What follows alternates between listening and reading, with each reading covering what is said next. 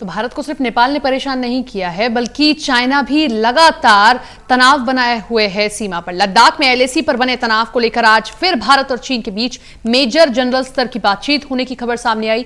इधर एलएसी के हालात पर रक्षा मंत्री राजनाथ सिंह ने सीडीएस और सेना के तीनों प्रमुखों के साथ ताजा हालात पर समीक्षा बैठक की।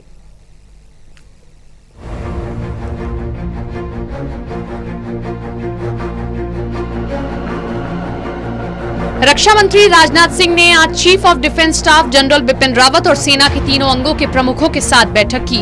इस बैठक में लद्दाख में भारत चीन तनाव की ताजा स्थिति की समीक्षा की गई। ये बैठक ऐसे समय पर हुई जब एक तरफ चीन तनाव को खत्म करने की बात कर रहा है, तो दूसरी तरफ सिक्किम से लद्दाख तक उसने सैनिकों की तैनाती बढ़ा दी है। इससे पहले कल गुरुवार को विदेश मंत्रालय के प्रवक्ता अनुराग श्रीवास्तव ने चीन के साथ तनाव पर अहम बयान दिया था। विदेश मंत्रालय के प्रवक्ता ने कहा था कि दोनों देशों के बीच विवादित मुद्दों को आपसी बातचीत के जरिए सुलझाने पर सहमति बनी है और अब तक की बातचीत सकारात्मक रही है।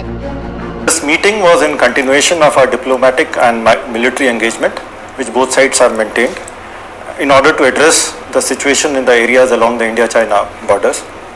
It was agreed in this meeting that an early resolution of the situation would be in keeping with the guidance of our leaders.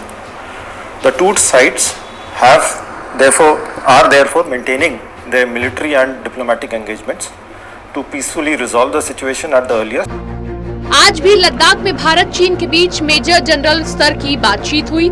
सैन्य सूत्रों के मुताबिक दोनों देशों में बातचीत चलने के बावजूद भारत ने लद्दाख, उत्तर सिक्किम, हिमाचल प्रदेश, उत्तराखंड और अरुणाचल प्रदेश में वास्तविक नियंत्रण रेखा से सटे लगभग सभी संवेदनशील इलाकों में और सैनिकों की तैनाती की है, जो चीन के समान सैन्य ताकत को बढ़ाने की रणनीति का हिस्सा है।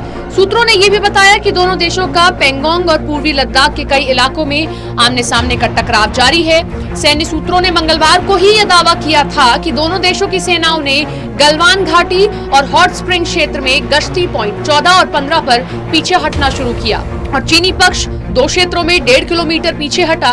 भारत और चीन सेना 5 मई से आमने सामने है। बहरहाल इस पर अब तक आधिकारिक तौर पर कुछ नहीं कहा गया है। बुधवार को दोनों पक्षों ने क्षेत्र में तनाव को कम करने के लिए मेजर जनरल स्तर की वार्ता के बाद आज फिर मेजर जनरल स्तर की बातचीत होने की खबर की है। दिल्ली से प्रदीप कुमार, टोटल न्यूज।